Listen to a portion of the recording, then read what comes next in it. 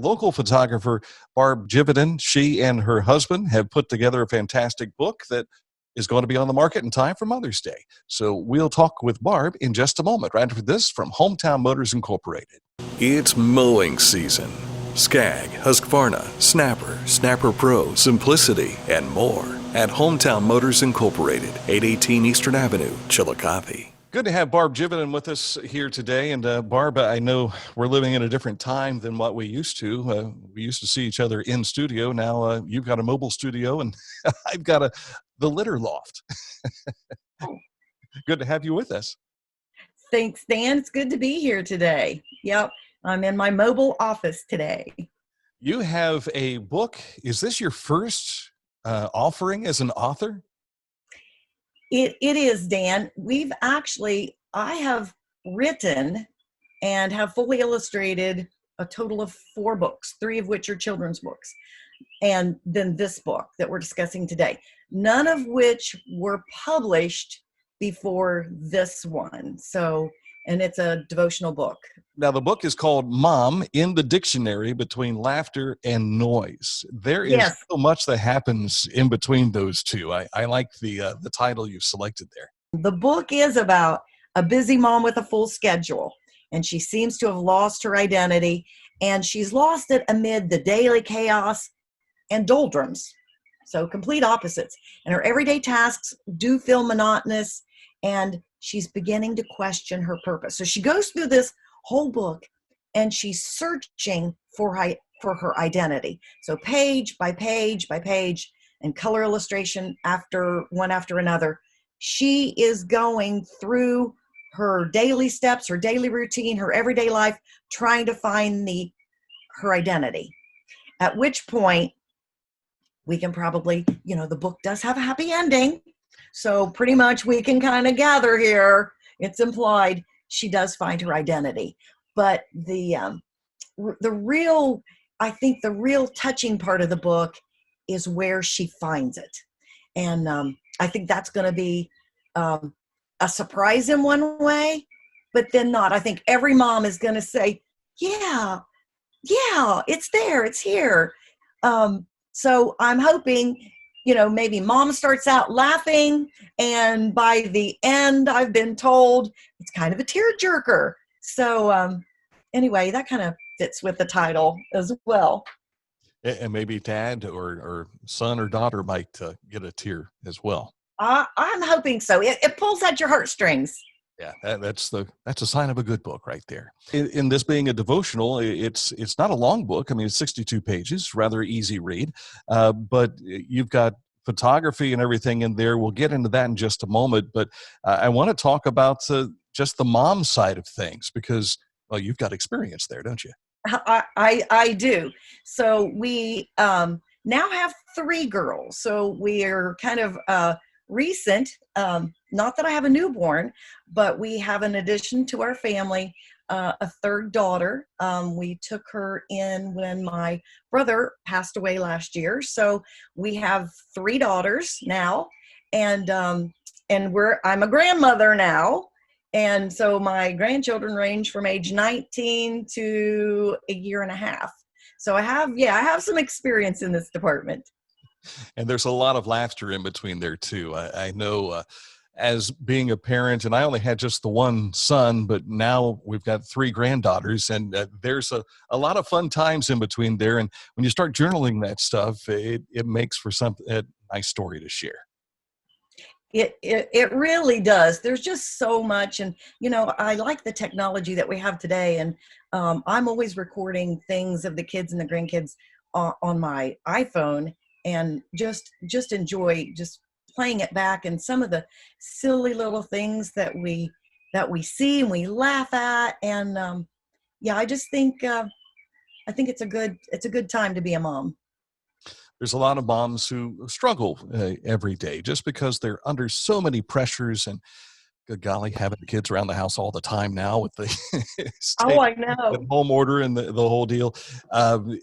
This has to be an uplift for them in that fashion too. Something they can look at and say, I can relate with that.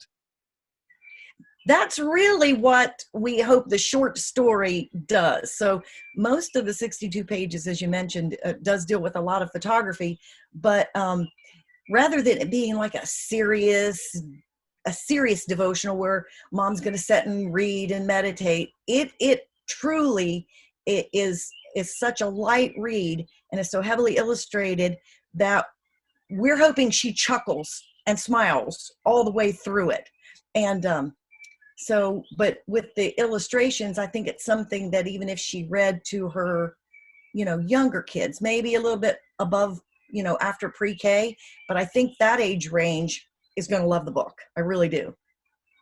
As a photographer, and you've been shooting most of your lifetime, I think, the picture tells so much. There's a lot of storytelling when it comes to taking that photo and then selecting the one that you want to use.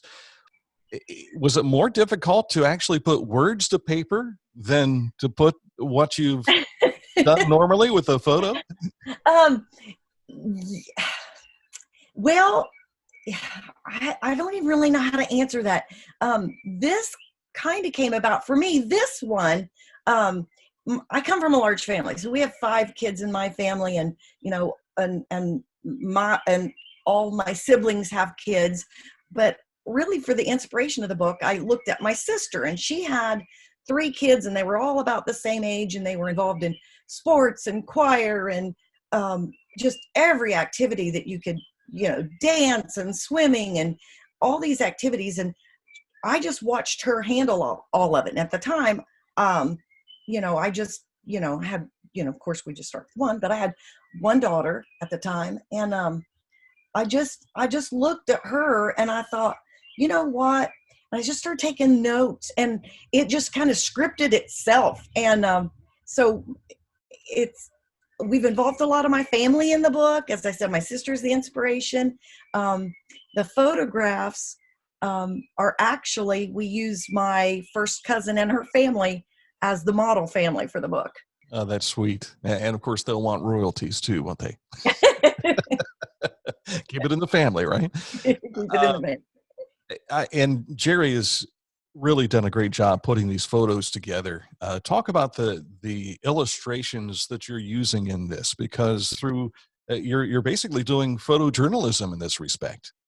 Yeah, and I'm glad you mentioned that. So when I wrote the book, and by the way, I actually wrote this book in 2001.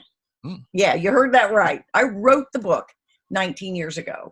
So I spent about a year working with illustrators, getting drafts of characters and to illustrate with the words first, not the pictures first, but with the words first. So it was really text driven.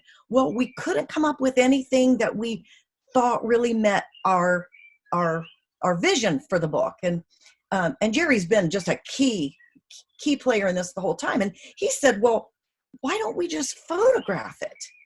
And that's when we started looking at this seriously. And it took us till 2002, spring of 2002.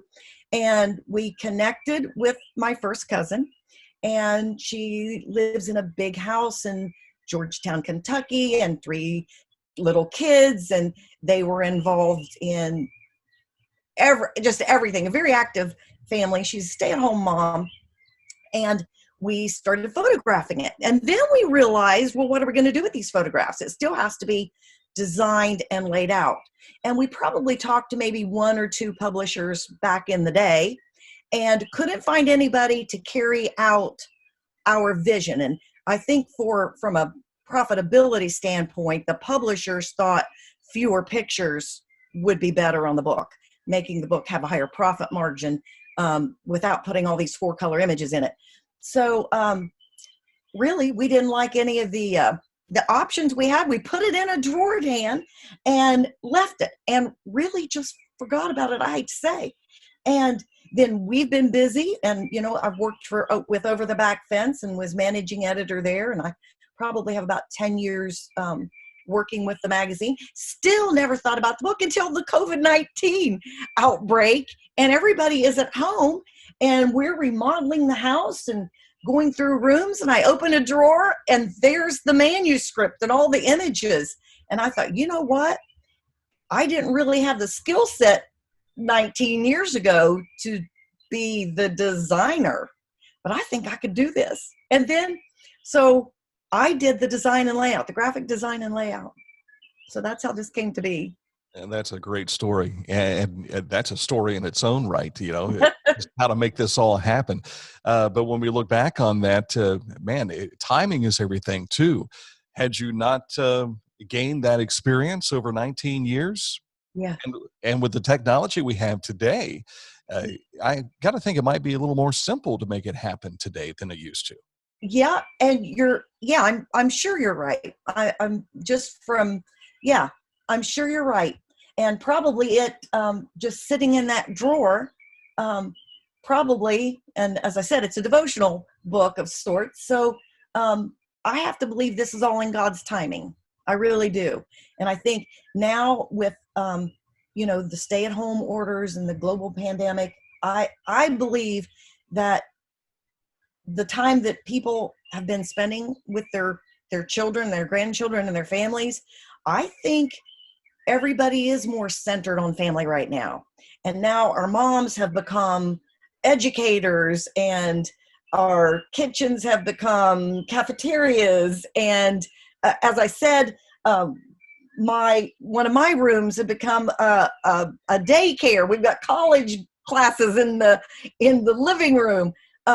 I do think that this is the time. I do think this is the time. Yeah, absolutely. Now, the big question is, how do people get this in their hands? Well, you've got a proof copy right now, and eventually or some actual hardback paper copies will be available sooner as well. Yep. So here is, if I can get this without glare. Oh, that looks good right there. Right there. Yeah. Okay. So our proof came from the publisher digitally, and we saw the safety margins. So we saw it with guide marks and bleed marks, and it was very technical. But again, with my experience with Over the Back Fence, I'm like, okay, yeah, I know what this is. I can do this. And then a lot of the photographs go across the gutter, making it a 2-page spread. And with that, that's kind of another reason the book was costly for the publisher to produce, because you've got full color images on every page, and many of them going between the gutter. But we saw the proof on May the 1st, and we saw a couple little tweaky things that we thought could be improved upon. So Jerry was in meetings back and forth via phone and some Zoom meetings. The changes, I think, were made that same day, and we got another hard copy the following day, not a hard copy, another digital copy, and approved it, and it is in production now. And we are slated to have the first full color hard copy in our hands on May the 8th. So that's the timeline for this first phase. And then between May 8th and May 12th, I'm looking at my notes. And then the next step on this, Dan, is I'm looking at my notes here, May the 29th, we're going to have 100 full color copies in our hands. And those are slated to be for book signings, promos, giveaways, and they're called the author copies. So I'm hoping to have this first batch in my hands. So I guess I don't really know, I didn't do this with the magazine, so I'm not really sure. But I think it'll be available in local outlets on, so May the 29th, that's right before Memorial Day. So easy by June 1st, we're hoping to see the book in local stores and local outlets for what the publisher is calling the pre-sale period. And I've also been advised that due to the COVID-19, they may extend that period a little longer before they have it in, like you can walk in a bookstore anywhere and buy it. So anyway, I'm hoping that our local community can see it by June the 1st. Yeah, that'd be fantastic. And of course, we want you to be seen on the New York Times bestseller list too at some point. But starting with 100, You got to start somewhere, right? Yeah, yeah. It sounds like a lot, but when I was talking back and forth with the publisher and different representatives, they said that 100 goes really quickly, uh, and I thought about it. If you have 3 local outlets, even you divide that, you're looking at roughly a little over 30 copies per outlet. And besides, Litter Media is going to get one. So it's going to be a number is going to be given away. And then for the author signings, and I don't know how that's going to go with the COVID-19. So Yeah. I don't even know if that can happen, but Truly it's exciting. a world of uncertainty to start as an author like this, but it's uncertain times. So that being said, we can only hope that you'll make good history from this point on. So I hope so. It is going to be available on Amazon, Barnes & Noble, Ingram, Bookshop, Baker and Taylor, Powell's City of Books. And then the e-version is going to be Apple Books only. So this was something new that I did learn. It can't be like on Amazon on Kindle, because of the layout of the book is called a fixed copy due to the double page spreads. And so you can't look at a single page at a time. You have to be able to look at it in what they call a fixed format. So it will be electronically on Apple Books only. if people will follow you on Facebook, and I'm sure through your business website, you'll probably have more details on when things become available, and we'll actually see a copy that we can purchase. Yes. The publisher, Alpine Mountain Books, has a Facebook page and has a website. And the book, the link to the book and ordering information will be available there before it hits, Amazon, Barnes and Noble, et cetera, and the local channels.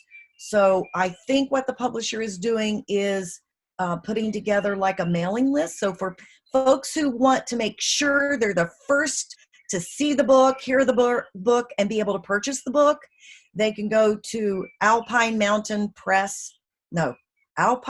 Books, alpinemountainbooks.com, and then on Facebook as Alpine Mountain Books. And then they'll have ordering information there, but it'll just be sign up for like a mailing list.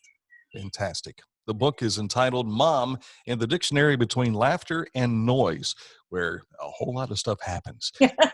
Barb Jividen is the author, and also Jerry is the one who put all the photos together, right? Yeah. Yep. So, Yep. a fine That's a big task. duo output, and we appreciate this. So looking forward to it, and cross your fingers for June 1st and the days after that. So thank you again for joining us, and we'll see you soon. Okay, thanks, Stan. Bye now.